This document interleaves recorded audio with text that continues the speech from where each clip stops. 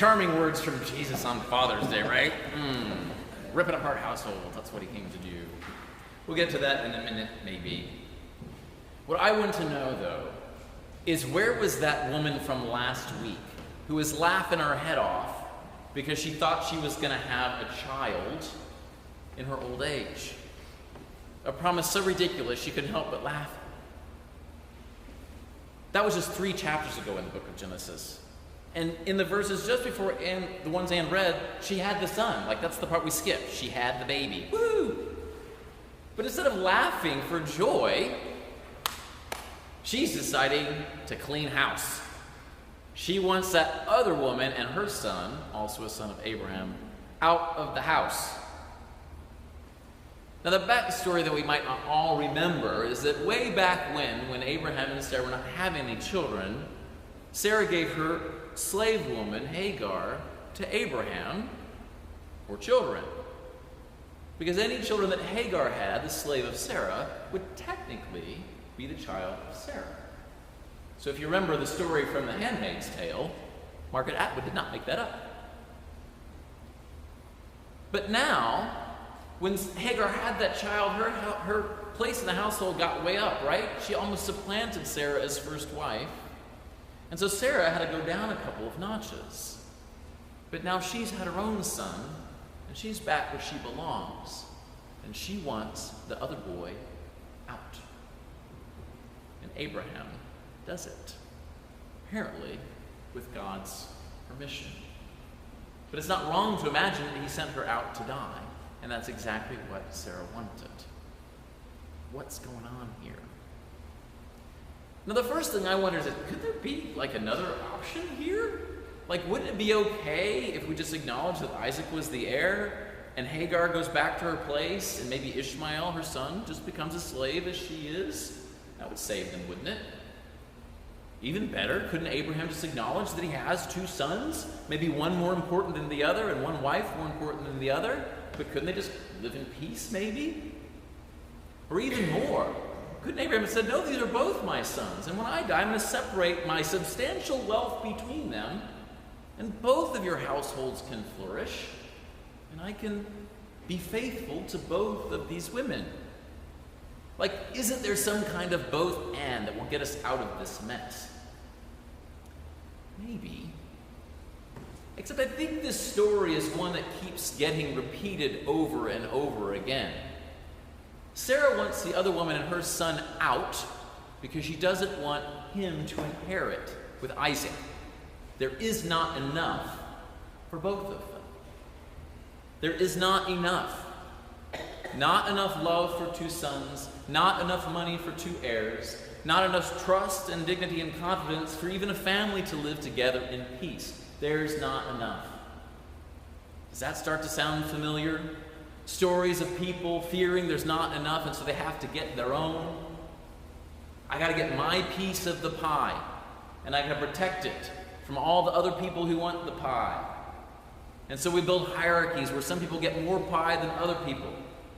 And then the pie holders start to fight with each other about who has more pie and whose pie is better protected. It starts to look pretty ugly. Now, we can call the pie money, especially since we just minted our first trillionaire in the world. But I think there's lots of different kinds of scarce pies.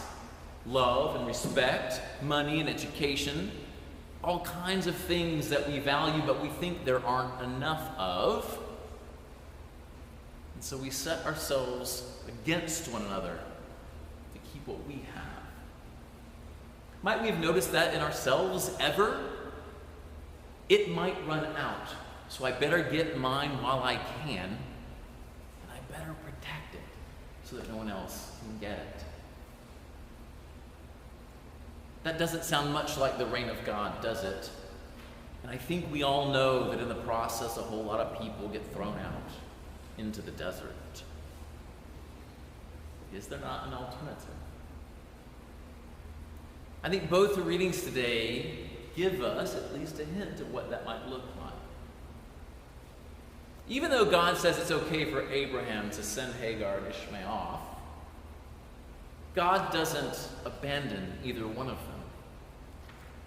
it seems that God can choose more than one son. That God can choose more than one people, more than one nation even. That God can reach out to a slave woman, a foreigner, an Egyptian, and speak to her. She's probably the only woman in the Hebrew Bible who gets directly addressed by God, and promise that her son too will be a great nation. God evidently has more than one promise. Last week we heard the shared origin story of Jews and Christians in the promise to Abraham and Sarah. This story today is the origin story for Muslims who trace their religious heritage through Hagar's son. What would it be like to imagine for Jews, Christians, and Muslims to imagine that God has more than one chosen people? How might we interact differently even now if we started to actually believe that? Then there's Jesus, and it's tempting to land at the end of the story where he's talking about ripping things apart, all the conflict that he's meant to bring. But let's roll it back to the beginning, when he starts talking about the relationships between disciples and teachers and slaves and their owners. Those hierarchies by which we control one another. They exist in the household sometime too, right? Fathers and sons, mothers and daughters, daughters-in-law. But what does he say about them? You don't need to make one greater than the other. It's sufficient if they're like one another. The disciple like the teacher, the slave like the owner. Could he mean equal? Could he be suggesting that maybe those hierarchies are not the way things work? That instead of imagining there's only so much to go around, and so we got to arrange ourselves properly to make sure we get some and they don't get any. That maybe we could imagine ourselves all subject to the abundance of God.